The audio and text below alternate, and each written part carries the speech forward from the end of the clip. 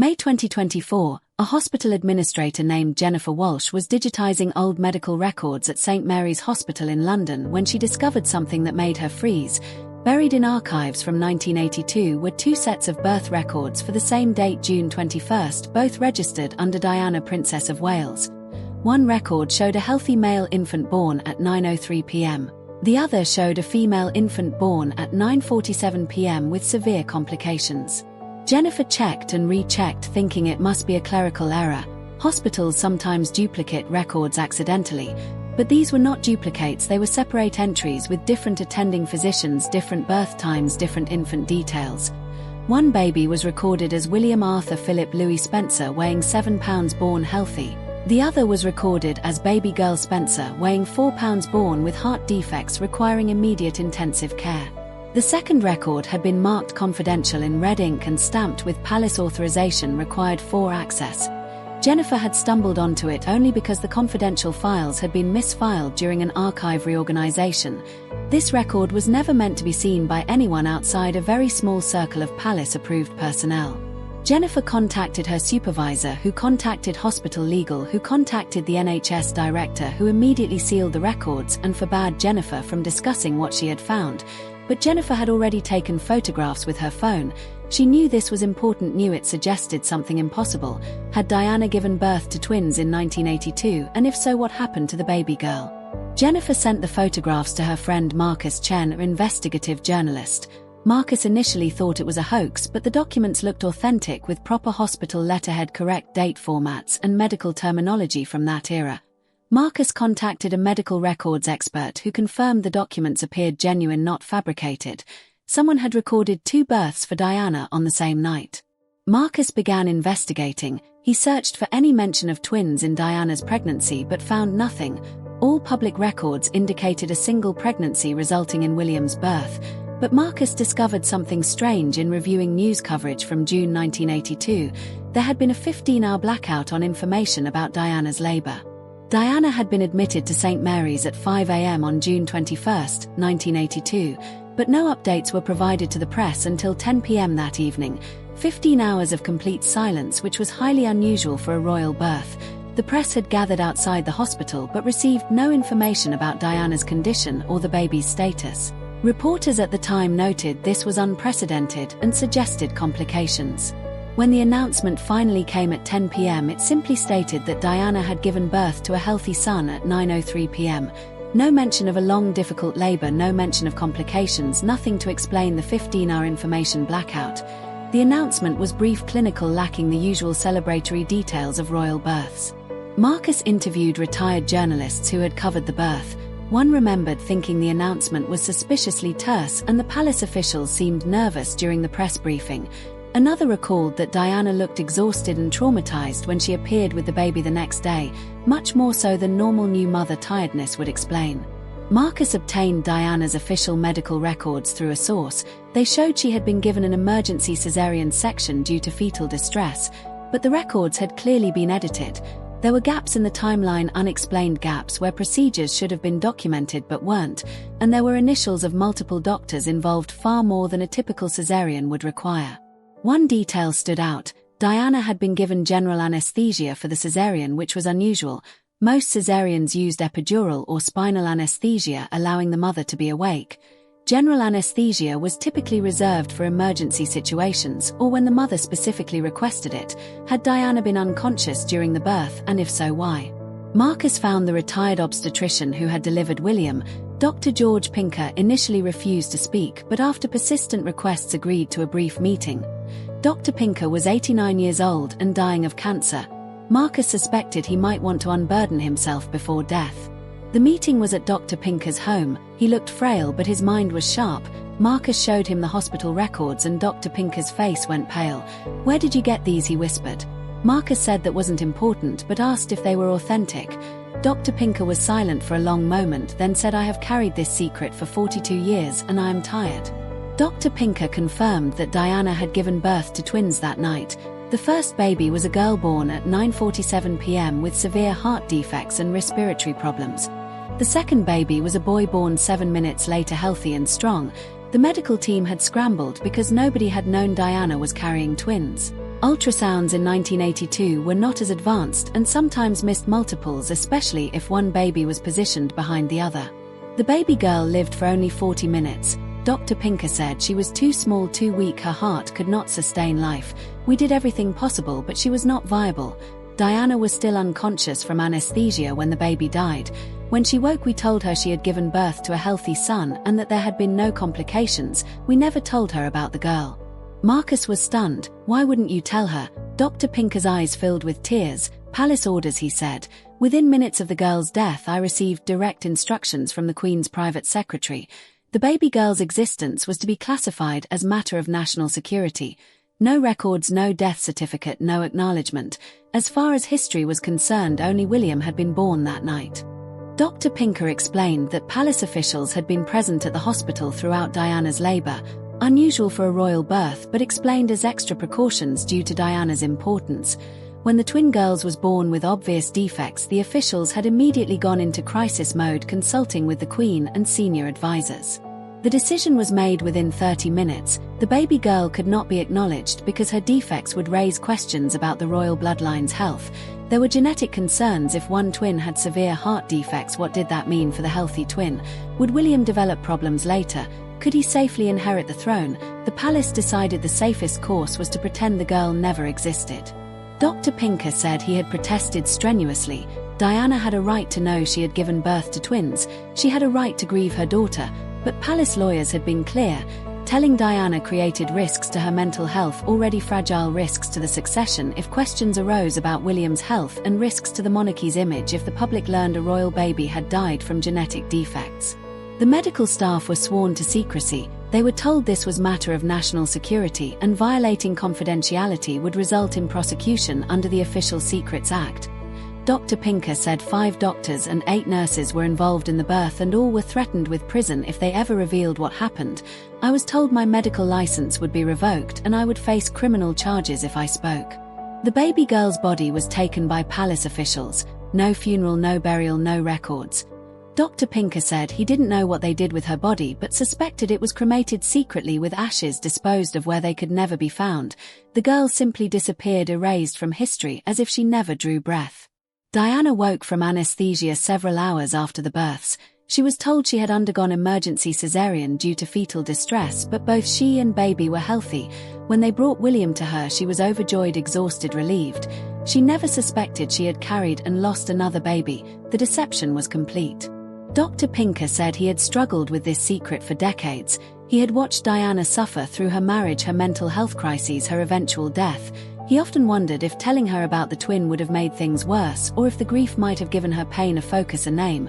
But he had kept his oath until now, on his deathbed, feeling he owed the truth to history. Marcus asked if there was any proof beyond Dr. Pinker's testimony. The doctor said the second birth record Marcus had found was proof. There was also a sealed file in palace archives containing all documentation of the incident, but accessing that file would be impossible without royal authorization. The evidence existed but was locked away, probably forever. Marcus published his investigation in June 2024 with Dr. Pinker's testimony as the centerpiece. The article was titled "The Twin Princess Who Never Existed: Evidence Diana Gave Birth to a Daughter Who Died and Was Hidden." It presented the hospital records, Dr. Pinker's confession, and the suspicious gaps in official documentation. The response was immediate and divided. Some believed Marcus had uncovered a genuine cover-up. Others dismissed it as conspiracy theory based on a dying man's confused memories and misinterpreted records. The palace issued a statement calling the article complete fiction and offensive speculation about a deceased princess who cannot defend herself.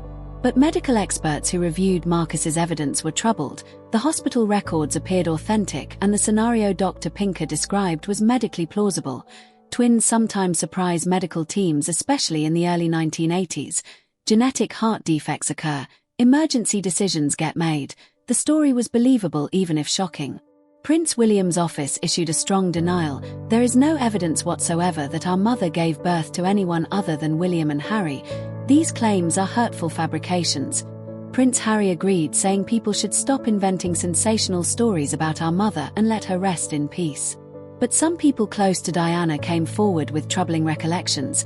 Diana's sister Sarah remembered visiting Diana in hospital the day after William's birth and being struck by how traumatized Diana seemed. She had assumed it was exhaustion from difficult labor, but now wondered if Diana had sensed something was wrong. Could a mother somehow know subconsciously that she had lost a baby? Diana's former therapist spoke anonymously, saying Diana had recurring dreams about a lost daughter. Diana had mentioned these dreams in therapy sessions in the early 1990s.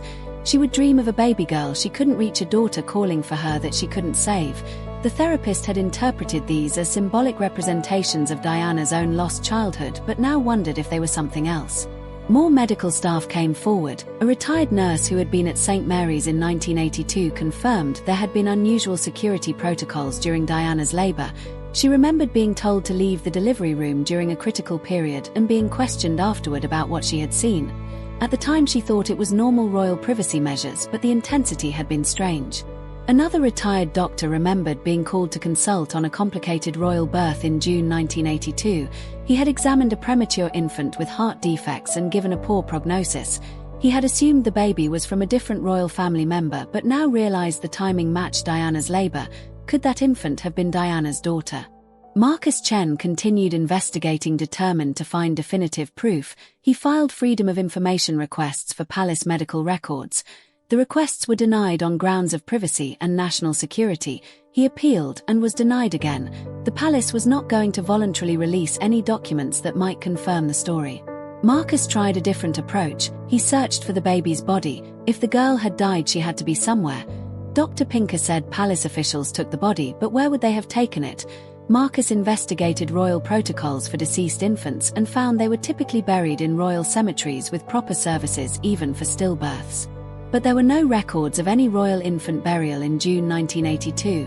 Marcus checked Frogmore Royal Burial Ground, where many royals are interred. Nothing. He checked Windsor Castle and Sandringham. Nothing. The baby girl had left no trace in any official burial records, which supported Dr. Pinker's theory that she had been cremated secretly. Marcus contacted crematoriums operating in London in June 1982. He asked if they had records of any infant cremations around June 21st. Most records from that era had been destroyed, but one crematorium had maintained detailed logs. They showed an unusual entry from June 22, 1982 for infant female, no name provided, authorized by government officials. The entry was suspicious. Normal cremations required death certificates and identification, but this entry had neither. Just authorization code suggesting official government sanction. The crematorium director from that time was dead, but his assistant remembered the incident. She said men in dark suits had brought a tiny coffin and paid cash for immediate cremation with no service and no witnesses.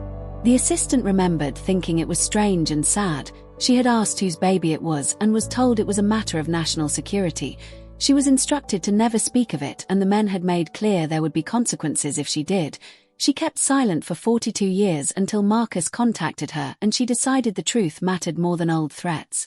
Marcus now had a pattern: hospital records showing 2 births, Dr. Pinker's testimony confirming twins, cremation records showing an unidentified infant, all from the exact time frame of William's birth. The circumstantial evidence was piling up, but still no smoking gun, no definitive proof that palace officials could not dismiss. Then Marcus got a breakthrough. An anonymous package arrived at his office containing photographs. The photos showed a tiny baby in what appeared to be a hospital intensive care unit.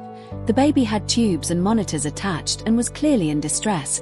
On the back of one photo was written, Diana's daughter, June 21, 1982, lived 40 minutes. Marcus had the photos authenticated. Forensic analysis showed they were genuine photos from the 1980s, not modern fakes. The medical equipment in the photos matched what St. Mary's Hospital used in 1982. The baby's appearance was consistent with a premature infant with heart defects. Whoever sent these photos had been in that hospital room. More photos arrived over the following weeks. One showed Diana unconscious on an operating table during the cesarean. Another showed 2 babies side by side, one clearly smaller and weaker than the other. Another showed palace officials in suits standing outside the operating room looking grim. Someone had documented everything and kept the evidence for 4 decades. The final package contained a handwritten note from an elderly nurse who had been present during the birth. She wrote, "I am 94 years old and dying. I can no longer live with this secret. Diana deserved to know her daughter. The baby deserved to be acknowledged. I kept these photos as insurance in case anyone tried to deny what happened. Now I release them so the truth can be known." The nurse identified herself as Margaret Howell and said she was the neonatal specialist called in to try to save the baby girl. She described 40 desperate minutes attempting resuscitation, but the baby's heart was too damaged. She described palace officials taking the baby's body immediately after death. She described being threatened and silenced. She described 42 years of guilt for participating in the cover-up. Margaret died 2 weeks after sending the photos. Marcus attended her funeral and spoke with her daughter, who confirmed her mother had been traumatized by something that happened in her career but refused to discuss it. Now the daughter understood why. Her mother had witnessed history being rewritten and been powerless to stop it. With the photos as evidence, Marcus published a follow-up article. The new evidence was impossible to dismiss. The palace could claim Dr. Pinker was confused or lying, but they couldn't explain the photographs. The photos proved Diana had given birth to 2 babies and 1 had died. The cover-up was exposed. Public reaction was outrage. How could the palace hide a royal baby's death? How could they deny Diana the right to know and grieve her daughter? How could they erase a child from history as if she never existed? Protests erupted demanding answers and accountability. The palace was forced to respond. After 2 weeks of silence, they released a statement acknowledging that Diana had given birth to twins in 1982. They claimed the second baby had been stillborn, and the decision not to announce it was made to protect Diana's privacy and mental health during a difficult time. They said it was a compassionate decision, not a cover-up. But the statement contradicted Dr. Pinker's testimony and the nurse's account. They said the baby lived for 40 minutes, not that she was stillborn. The palace was still lying, minimizing, trying to control the narrative. Marcus published the contradictions and demanded full disclosure. Prince William was reportedly furious at being kept in the dark about this. He had a sister he never knew about, and palace officials had hidden this from him his entire life. Sources close to William said he felt betrayed by the institution and was demanding access to all sealed records about the incident. Prince Harry gave an interview saying this revelation proved his point that the palace lies routinely and protects the institution over people. He said if they could hide a dead baby for 40 years, what else are they hiding? He called for independent investigation and full transparency. July 2024, under enormous public pressure, the palace unsealed the confidential files about Diana's 1982 delivery. The files confirmed everything Marcus had reported. Diana had given birth to twins. The first baby, a girl, was born at 9:47 p.m. with multiple congenital defects, including a severely malformed heart. She lived for 43 minutes while doctors attempted to save her. She died at 10:30 p.m. The second baby, William, was born at 9:54 p.m. healthy and strong. While medical staff were focused on trying to save the girl, the boy was being cleaned and checked. When the girl died, the decision was made immediately to tell Diana only about the successful birth. Palace officials justified this by saying Diana was already fragile and learning about a dead baby would push her over the edge. The files included detailed medical notes describing the girl's condition. She had hyperplastic left heart syndrome, a severe defect where the left side of the heart is underdeveloped. Even with modern medicine, this condition is often fatal. In 1982, it was a death sentence. Doctors gave her 0 chance of survival. She was dying from her first breath. The files also included the authorization for cremation signed by the Queen's private secretary. The ashes were scattered in the gardens at Windsor Castle with no marker or acknowledgement. The location was not recorded, so even now nobody knows exactly where Diana's daughter's ashes rest. She was erased so completely that even her final resting place is unknown.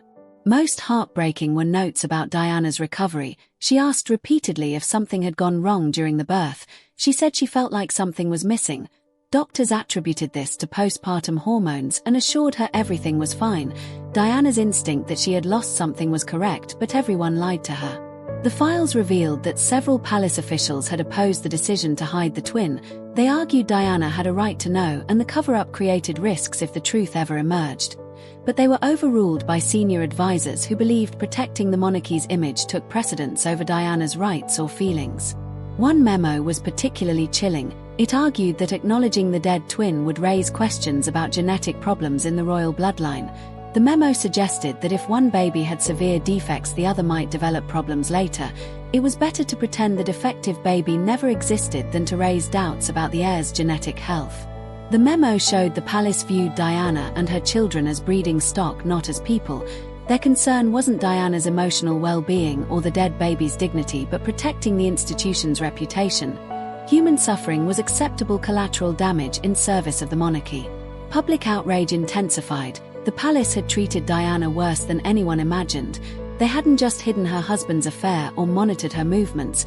They had stolen her daughter's existence, denied Diana the chance to hold her baby, to name her, to grieve her, to acknowledge that she had existed at all. Mental health experts said this kind of trauma could have contributed to Diana's later psychological problems. Unacknowledged grief is incredibly damaging. Diana may have carried subconscious grief for a daughter she never consciously knew about. This could have manifested as the depression and emptiness Diana described feeling throughout her marriage. Grief counselors said Diana's recurring dreams about a lost daughter took on new meaning. Those weren't symbolic, they were Diana's subconscious trying to tell her something her conscious mind had been denied. On some level, Diana knew she had lost a baby, and her mind kept trying to process grief she wasn't allowed to feel. The revelation changed how people understood Diana's entire life. Her desperate need to be a perfect mother to William and Harry may have been partly about the baby she lost. Her mental health struggles may have been complicated by unacknowledged grief. Her feeling that something was always missing may have been literally true. A movement began to officially acknowledge Diana's daughter. People argued she deserved a name, a memorial, a place in history. She had lived, even if only briefly, and her existence mattered. Erasing her from history was cruel to her and to Diana and to everyone who believed in truth. Prince William authorized a memorial. In September 2024, a small plaque was installed in the gardens at Windsor Castle where the baby's ashes had been scattered. The plaque read, "In memory of baby girl Spencer, born and died June 21, 1982, beloved daughter of Diana, Princess of Wales, sister of Prince William. Your brief life mattered and you will never be forgotten." William gave a statement saying he wished he had known about his sister. He said she was part of his family and deserved to be remembered. He said the palace's decision to hide her was wrong, and he apologized on behalf of the institution for the pain this cover-up had caused. Harry attended the memorial service with Meghan. He spoke about how the cover-up exemplified everything wrong with the palace. He said his mother had been robbed of the chance to mourn her daughter, and he was determined to ensure nothing like this happened again. Transparency and humanity had to take precedence over image protection. The memorial service was small, private, attended only by family and close friends, but it was broadcast so the world could witness Diana's daughter finally being acknowledged. People around the world watched, and many cried for the baby who had been erased and for Diana, who never knew she had lost her. Someone suggested naming the baby. Even posthumously, she deserved a name. William decided to call her Elizabeth after his grandmother, but also because it meant God's promise. The baby would be known as Elizabeth Diana Spencer, a princess who lived for 43 minutes but whose story took 42 years to tell. Historians added Elizabeth to the Spencer family tree. She appeared in royal genealogies as William's twin sister who died at birth. She was finally part of history, no longer a secret but an acknowledged loss. Diana's daughter existed in the record at last. Marcus Chen won journalism awards for exposing the cover-up, but he said the real heroes were Dr. Pinker, who confessed on his deathbed, and Margaret Howell, who kept photos for 40 years. They had risked everything to ensure truth survived. Their courage made justice possible. The scandal prompted reforms. The palace announced new protocols requiring full disclosure to mothers about all birth outcomes. No more hiding dead babies or making decisions on behalf of grieving mothers. Women deserved complete information and control over their own medical experiences. The reforms came too late for Diana, but they ensured no other royal mother would suffer what Diana suffered. That was small comfort, but it mattered. Elizabeth's brief life and tragic erasure had led to changes that protected others. Her existence had meaning. In October 2024, Diana's biographer published a revised edition including the chapter about Elizabeth. The book concluded with a question: what would Diana's life have been like if she had been allowed to know and grieve her daughter? Would the grief have destroyed her, or would having the truth made her stronger? The answer was unknowable, but the question haunted everyone who learned Elizabeth's story. Diana had lived 36 years carrying a loss she didn't consciously know about. She had felt incomplete for reasons nobody explained. She had died never knowing she had given birth to twins. The cruelty of that was almost unbearable. Prince William visited the memorial regularly. He would stand at the plaque and speak to the sister he never met. He told her about his children, her nieces and nephews.